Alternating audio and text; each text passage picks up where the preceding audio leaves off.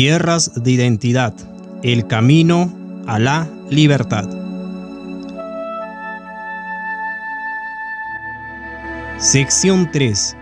El viaje del regreso a la condición de hijos. Capítulo 15. ¿Cómo lees? Hoy va a ser un día especial. Estás lleno de expectativa y emoción por las perspectivas potenciales que se presentan. El presidente de una gran compañía de fabricación está interesado en un diseño especial en el cual has trabajado y está considerando seriamente fabricarlo y exportarlo alrededor del mundo. Ambos deciden reunirse para almorzar juntos en un excelente restaurante local. No habiéndose conocido antes, miras nerviosamente alrededor tuyo, tratando de identificar a esta persona que va a transformar tu sueño en realidad. Por fin, llega el día y le estrechas la mano vigorosamente y ambos entran al restaurante y hallan su lugar. Para conocerse, él te pregunta un poco acerca de tu familia, dónde vives y cómo les va a tus hijos en la escuela. Todo va saliendo bien, excepto por el hecho de que justo detrás tuyo hay un individuo que se ha convertido en un verdadero arte, el acto de sorber su sopa. Al principio no le haces caso, pero después de un rato se vuelve un poco molesto. Algunas personas necesitan aprender ciertos modales, piensas para ti mismo, pero haces el pensamiento a un lado para no distraerte. La conversación con tu socio potencial de negocios va bien y están inmersos en la discusión acerca de algunos beneficios extras de tu diseño cuando, de repente, el individuo detrás de tuyo suelta un horrendo eructo que casi estremece los cubiertos de tu mesa. De repente, todos miran a este raro individuo que no parece tener modales en absoluto. El lugar se llena de risitas disimuladas, combinadas con el error y la repugnancia. Finalmente, viene el propietario del restaurante y le pide al hombre que se vaya, diciéndole que las personas como él no son bienvenidas en el restaurante. Lo que es realmente asombroso es que si este mismo individuo hubiera estado sentado en un restaurante que reflejara la cultura china, nadie habría parpadeado. De hecho, el anfitrión y la anfitriona podrían haberse sentido chasqueados si no hubiesen hecho esos gestos. También en la cultura china, si trataras de estrechar la mano de alguien que no habías conocido antes, o si hablaras de asuntos familiares durante la comida, te hubieran considerado bastante maleducado. Es asombroso cómo las mismas acciones pueden interpretarse de maneras completamente diferentes, dependiendo de la cultura o la cosmovisión. Este hecho no es para nada diferente cuando miramos las dos diferentes culturas, la del reino de Dios versus el reino de Satanás. La fe cristiana tiene un fundamento, Jesucristo. Sin embargo, cuando examinamos la plétora de grupos que toman sobre sí el nombre de Jesús, nos sentimos perplejos al hallar que existen tantas contradicciones sobre un solo fundamento. El viaje al reino de Dios implica una transferencia de cultura y de cosmovisión. En el capítulo anterior, describimos la dificultad con que a menudo nos enfrentamos cuando aprendemos a pensar a la manera del cielo.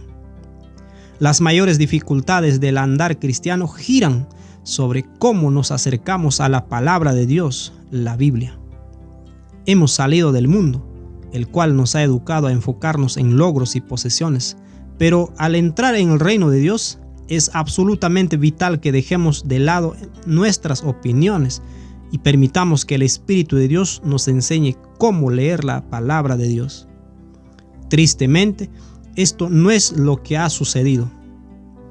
Y las muchas contradicciones, herejías y contiendas que se hallan en la fe cristiana y en la historia proceden directamente de haber leído la Biblia dentro de un marco de referencia Duracell en lugar de dentro del marco de referencia del cielo, que se enfoca en las relaciones legítimas e íntimas.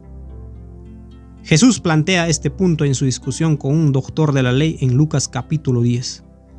El doctor le pregunta a Jesús: ¿qué tengo que hacer para heredar la vida eterna? Jesús responde: ¿qué está escrito en la ley? Y para ahondar el tema, le pregunta: ¿cómo lees? Lucas 10, 25 y 26. Jesús no pregunta ¿qué has leído?, sino cómo lees y cómo interpretas lo que lees. Esta es la pregunta clave para cualquiera que desee iniciar el viaje desde la terrenal Duracell hasta las relaciones celestiales. ¿Cómo lees? La pregunta concerniente a la vida eterna que el doctor en la ley le hizo a Jesús es una de las más fundamentales del andar cristiano. La posición que ocupas y las personas con las cuales frecuentas son un fuerte indicador de tu valía en este mundo.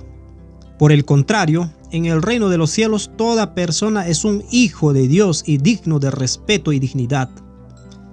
Al seguir la discusión, notamos que el doctor de la ley quiso interpretar las escrituras según lo primero, más bien que lo segundo.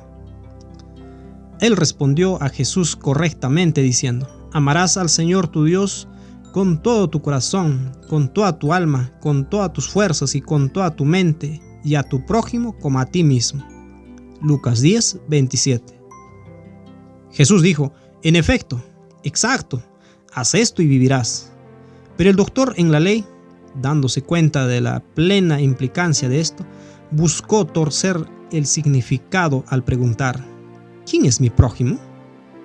El significado de las escrituras es sencillo, pero el corazón humano, bajo la influencia del Duracell, actúa como si fuera difícil de entender porque no está dispuesto a soltar lo antiguo y adoptar lo nuevo.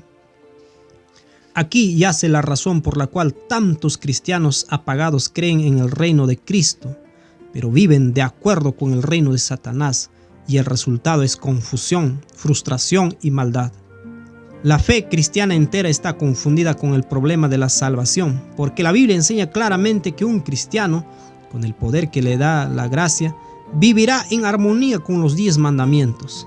Sin embargo, muchos de nosotros nos acercamos a los 10 mandamientos en el contexto del Duracell, en lugar de verlos como una descripción de la prometida relación que ocurrirá entre Dios y sus hijos.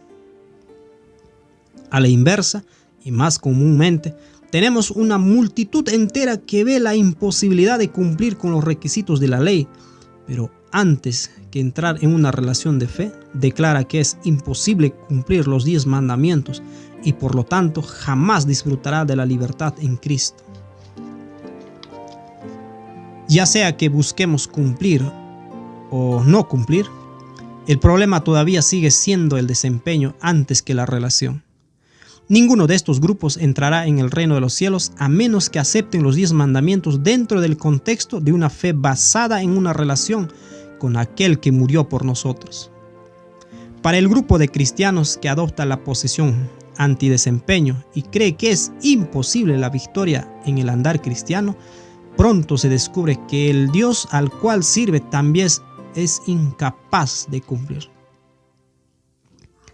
Si combinamos esta tendencia con el deseo mundano de reconocimiento, no es sorprendente encontrar cristianos eruditos, maestros y creentes que rechazan la idea de que Dios es capaz de crear el mundo en 6 días literales.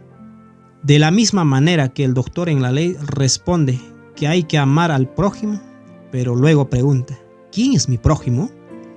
Muchos hoy en día dicen satisfechos: sí, creemos en una creación de 6 días, pero ¿qué clase de días son?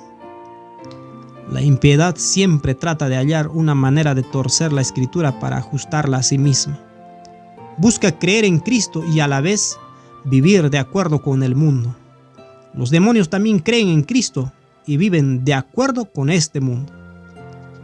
Una vez que una persona ha dejado de creer en un Dios que puede crear un nuevo corazón, y aprende a hacer preguntas arteras acerca de las claras afirmaciones de la Escritura, es muy fácil adoptar y aceptar la homosexualidad como norma cristiana, junto con el rechazo de los roles del varón y la mujer que la Biblia claramente establece, tanto en el hogar como en la iglesia.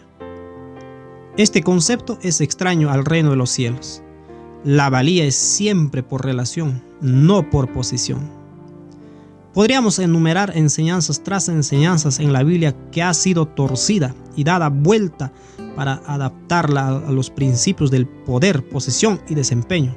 Pero creo que hemos enfatizado el punto de que si afirmamos ser seguidores de Jesús, entonces trataremos de interpretar las Escrituras de acuerdo con los principios de su reino, no según los del reino del cual todos venimos.